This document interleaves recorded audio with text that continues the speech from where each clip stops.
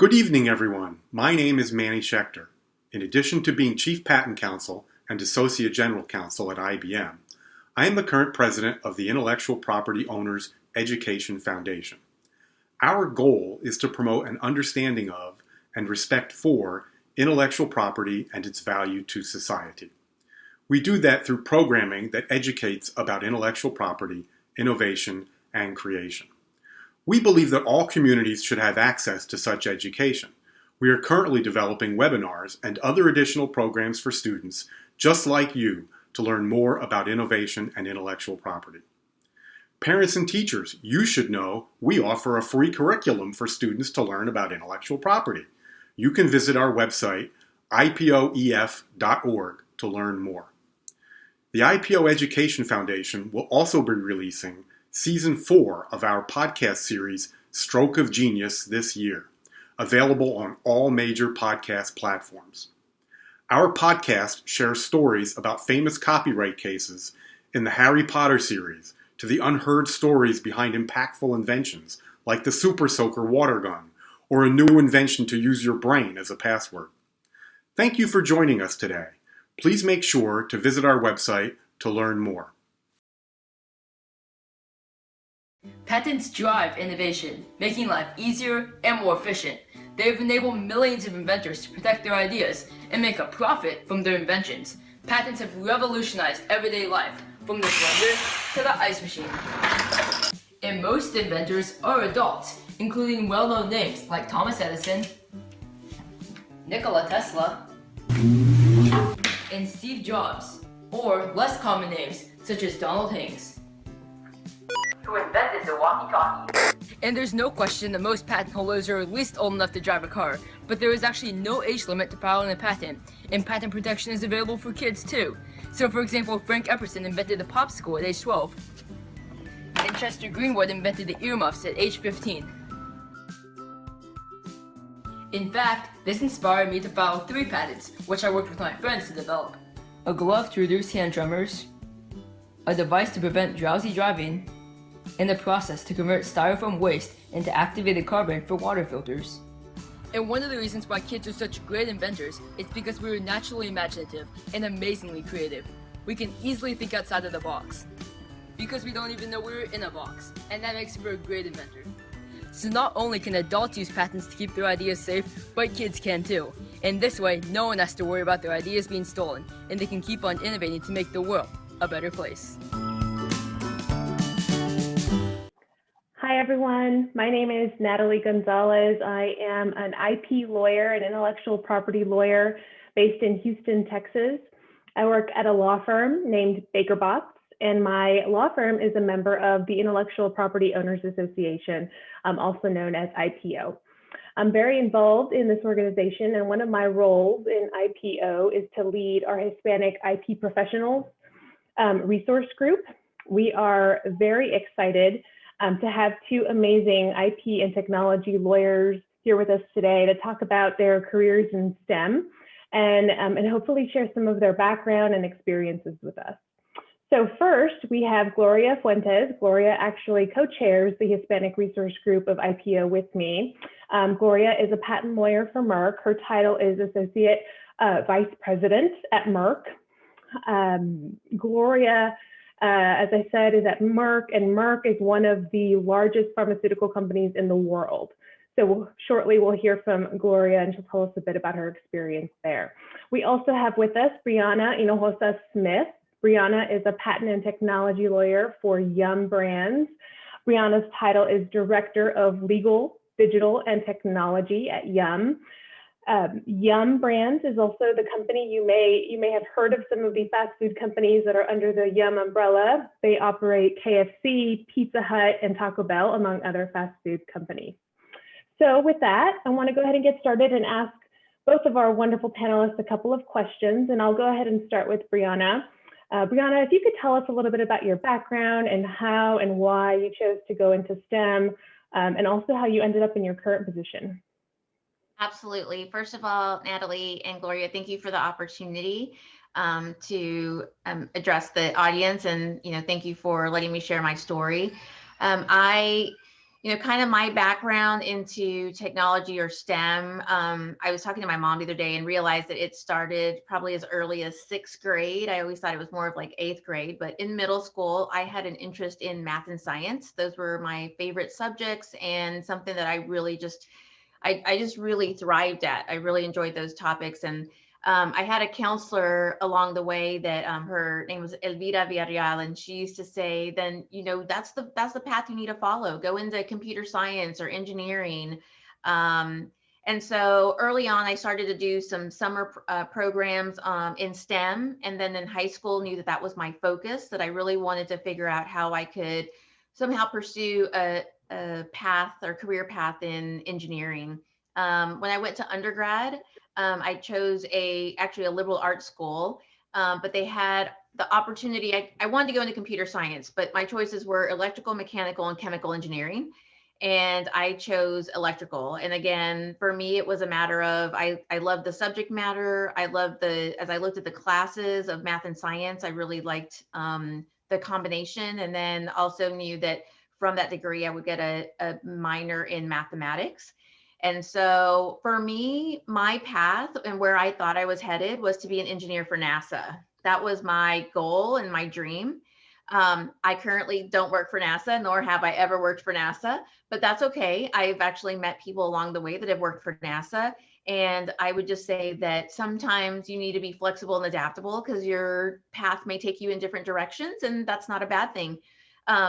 Shortly after graduating from Trinity University in San Antonio, Texas, so I'm from Texas and I live in Dallas, but I then had a job with a company called SAIC, Science Application International Corporation, and had an opportunity to serve as a electrical engineer, a government contractor with top clearance for the government. And I was programming equipment that tested missiles on F-14s and F-15s. Had no background in that space, but was able to use what I had learned as an electrical engineer. And so that was a lot of fun, and something that along the way in my education had also found that doing summer internships and along the way with different companies and taking different classes kind of led me into that space. After working with them for a short while, I then found my way into going to law school. I met a patent attorney while working on a project, and he was asking me some questions about what we were doing, and I wanted to understand why those questions were important to him. And he said, I'm looking to file a patent application because I want to make sure that we protect the IP. And this was in the 90s. I didn't know what IP was. Going into patent law really wasn't anything that that I had talked about or my mentors had even talked about. And so decided at that time that I wanted to pursue law school and look at a career in IP and go into patent prosecution, knowing that having the science background would give me an opportunity to apply that to my law degree. And so I had not wasted per se my 4 years of undergrad. There was a way for me to build upon that foundation. And so I decided to pursue a JD. I became a patent attorney and have been doing it now for over 20 years. I worked with big firms, small firms, and a lot of in-house counsel positions, mostly telecommunications. The last 4 years, I was at Microsoft working on technology such as HoloLens and AI. And now I'm at Yum Brands and started about 5 months ago, helping one of the largest restaurant companies in the world really dive into digital transformation. So a little bit about my career path. That's fantastic. That's fantastic. I also wanted to be an engineer for NASA. So that's kind of funny that we both had that goal. And I have not ever been an engineer for NASA. So Gloria, do you want to tell us about your background, please, and how you ended up in a STEM field? Sure. So hello, everyone. My name is Gloria Fuentes. I was born and raised in Puerto Rico, but I live currently in New Jersey with my husband and my 2 kids. I have a 14-year-old and a 10-year-old. So similar ages that some of you. So I'm really interested in talking to kids and making sure that you guys are thinking about all the things that are possible for your future, because you have a very bright future ahead of you. So how I got into STEM, I got into science it's a long story. My dad was diagnosed with cancer when I was growing up, so there was no cure for the type of cancer that he had at the time. And my mind just immediately went to science. And I was 15 and I started reading immunology books. I wanted to figure out what was happening and was there a way to prevent it or make sure this didn't happen to other people. So I really started early on. It was just something that interested me. So when it came time to apply to college, science was the obvious choice. And I did my first 4 years. I studied molecular biology, and then I went to do research, and then I went to grad school. And I really loved what I did. But when it was time to actually get a job, I started to think, what is it that I'm going to do? I wanted a career that was um, interesting and that was going to allow me to support my family, because at that point I had gotten married and had kids. And I thought about all the different things you can do with a STEM background, and you can go to law school and you can go to business school. There's a lot of things that you can do. So somewhere along the way I heard about patent law, and I really thought that was a great combination of my science background, and I could become a patent lawyer and work with scientists to patent their inventions and help them move forward towards development. So that's what I did. And I went to law school and I became a patent lawyer. And I worked with a small firm and a large firm, but eventually made my way in-house to a pharmaceutical company. And that for me has sort of been, sort of my dream, right? I may not be curing cancer, which was sort of my dream and my original idea as to why I started a career in STEM, but I'm working with scientists that are actually developing drugs that are making people, feel better and live longer lives. And whilst we still don't have a cure for cancer, we've come a long way, and I feel like I've played a small part on that, and really love what I do. And that's it. That's the story of my career. It's fantastic. Thank you for sharing, Gloria. So I want to shift gears to education. We all know how important education is, but I'd love to hear from both of you on what role education played in getting you to where you are today. I know you each sort of touched a little bit on your education and your college, et cetera. But as part of this too, I'd love to hear if there were any special role models or mentors that helped guide you along the way. Gloria, do you want to go ahead and start with this one? Yes, I'll start. So obviously education has been key. I think I was lucky. Both of my parents were teachers. So from a very early age, they emphasized the importance of an education to kind of open doors and opportunities. So I grew up in Puerto Rico, but my mom insisted that I went to the best college that I could get into. So I came to the university in the States. I went from Puerto Rico to Cornell University, which is in upstate New York, very cold. It was terrifying. I got on a plane by myself at 17 years old and went to Cornell, and it was scary, but it was the best school that I got into, and it provided me with a great education, and it taught me a lot of things. We can all do hard things, and it wasn't easy, but it was certainly worth it. And then being at a good college, I got a good education, opened doors for grad school. And, there met lots of people that were able to guide me and develop. And I went to law school after that. And without doing all of those things, I wouldn't be where I am today. So there were difficult things to do. It wasn't easy to kind of, leave your home and start in a new place. But we can all do it. I did it. And, language was a big barrier for me. Growing up in Puerto Rico, English was definitely my second language, and it was difficult, but you can all do hard things. And it taught me that I can do pretty much anything if you set your heart to it. We can all do hard things. So. Yeah, that's exactly right. Brianna, do you want to chime in here? Yeah, absolutely. I'm sitting here completely inspired by Gloria. So thank you for just bringing your authentic self to this talk, because I've learned a lot about you and have such high respect for your career path and where you are. You mentioned mentors. I think mentorship is key. Building your network and finding people who are willing to support you, guide you, and help build you up is definitely important. my number one probably supporter and mentor has always been my mom. I'm an only child, and grew up. My mom raised me as a single parent, and I grew up in South Texas. And surrounded by the Hispanic culture, where I point that out because Gloria talked about getting on the plane and going away and doing hard things, and for me, I kept looking at our out of state schools, and I had a lot of family members who would say, like, you can't leave your family, right? Culture, you're supposed to stay close by. Why are you going to leave your mom? And thankfully, because my mom had really done so much along the way to pave a way for me, and she showed me how important education is, then that's what helped me take the steps that I did.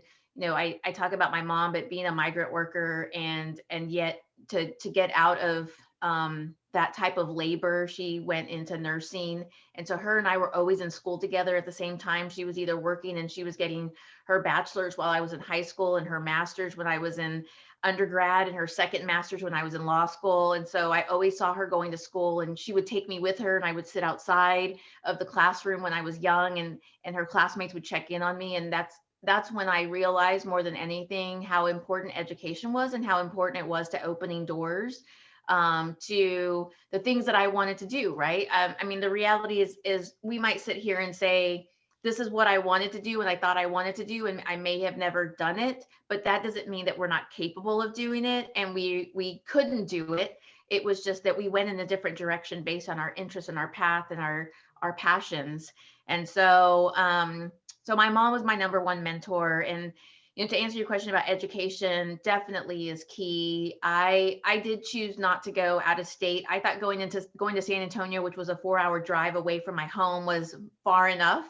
Where I could still go home and see my mom and my grandmother, who I was really close to, and yet still be away at a great school. I went to a private university. While I got into some of your bigger schools like UT A&M to go into engineering and had some full ride scholarships, a smaller private university was what worked for me. So I went to Trinity in San Antonio, and then stayed in San Antonio and went to St. Mary's Law School. And then, later on in my career, as I started working in-house, I then went and got my MBA.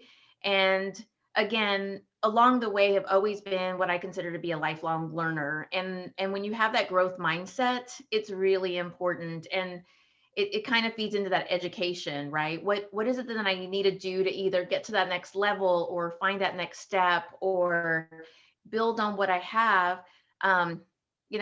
Many of y'all may have heard this before. My mom used to always tell me this, right? People can take so many things away from you, but the one thing they can't take away is your education. And that is so important, because that really, truly can open up so many opportunities for you. So definitely important, and having mentors along the way that have guided and supported me. Definitely. It's like you, Brianna, my parents also were migrant farm workers and didn't even make it through middle school, and ended up getting their GEDs later and established their careers as a mechanic and a bank teller throughout their career. But they had 4 kids, and we all went on to go to college, and 2 of us are lawyers now. And not because we had parents who were lawyers, just because we wanted to explore and see what careers were out there. And we had sort of the mindset that we could do anything that we wanted to do. And so what I would really emphasize here to all of you that are watching is just explore the different options that you have in STEM and outside of STEM, and just try to figure out what works for you and what interests you. You end up wanting to be an engineer, and you're in engineering school at whatever university you decide to go to, and you don't like it, or you're not sure you want to do this as a practice for the rest of your life, then consider law school. Consider going and getting your MBA. There are always other options, and being a lawyer is really fun. So I would highly recommend it. So With that, I would love for both of you to give any final thoughts, any advice that you would give to the students who are watching who might be interested in a career in STEM. Brianna, do you want to start? Absolutely. So I would say, that if you're interested in STEM, then look for opportunities to pursue it. Talk to counselors, or find ways to identify mentors that can expose you to the areas of STEM. Because again, you won't know if you like it until you try it, right? Some of these opportunities might be paid, some of them may not be paid, and that's okay. Remember, it helps build your resume, it helps you meet people, it helps open up opportunities, and again, it exposes you to careers that you may not have even imagined. Again, I didn't have engineers or lawyers in my family either. I wouldn't have known about patent law had it not been for someone that I worked with along the way. And I wouldn't have even thought of pursuing math and science career had it not been for a counselor saying, hey, here's some opportunities to do some summer camps. You might want to try that out. So be open to opportunities. Be open, realize that any opportunity that you take, there's something that you're going to learn from it. You're going to meet somebody, you're going to learn a new skill, you're going to be able to put that on your resume, you're going to maybe open up a door that you never even imagined. So there's so much opportunity out there, and I really believe that each and every one of you will have a successful career. And if there's anything I can do, I think our information is on a slide, and I welcome you to reach out to me. Perfect. Thank you. Gloria, any final thoughts? Yeah, so I think my advice is similar. I think my advice would be to surround yourself with people that value education and that can be a positive influence in your life. It's not easy. I think we've all talked about some of the difficulties and the obstacles that we face, but I think having a good support system, it's key. So that can be your parents, it could be your teachers, it could be other students that share similar interests. So just, join a club, talk to a teacher, find a mentor, just surround yourself with the people that can guide you get to where you want to go. You don't need to do it alone. And yeah, my information is there too. Happy to talk to any of you at your convenience. Great. Well, thank you both for joining today and for sharing your experiences with us. And thank you all for tuning in and watching us talk through all of the various things that you should be thinking about as you explore a career in STEM. Okay, thank you very much. Everybody take care.